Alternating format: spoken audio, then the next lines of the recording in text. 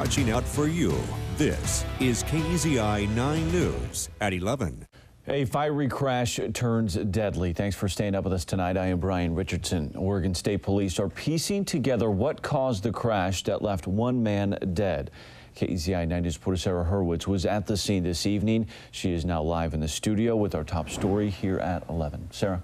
Well, the pickup truck and semi involved in the crash are barely recognizable. Neighbors that we spoke with say that the sound of the crash was so loud that people on the other side of Dexter Lake could hear it.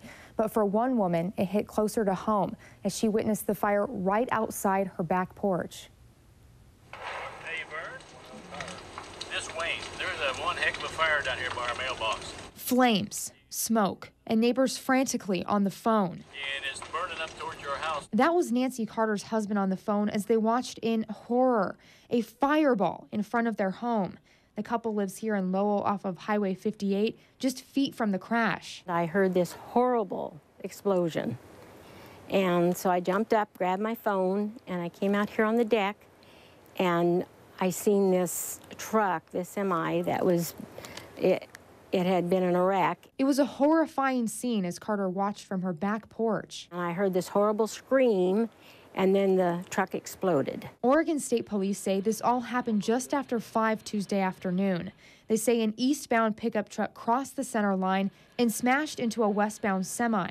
Moments later, the semi burst into flames. The fire from the semi was the heat was so intense, it spread to the nearby brush. The driver of the pickup died, and 2 others in the semi were taken to the hospital, a scene that Lieutenant Rob Edwards says he sees all too often on Highway 58. Heavy commuter traffic, heavy commercial truck traffic. It's windy. It's a recipe for a lot of crashes. And now neighbors will have to watch as troopers clear yet another devastating crash, a wreck that hit too close to home. I'm very shook up, and I'm really too nervous to even talk. I'm just so shook up about this. And the name of the person who died will be released pending the next of kin notification. Now, Oregon State Police also say that they'll be out on the Highway 58 for several hours reconstructing the crash and cleaning up that scene. At last check, it did remain closed at about 6 o'clock, actually about 8 o'clock this evening. Live in the studio, Sarah Hurwitz, KEZI 9 News.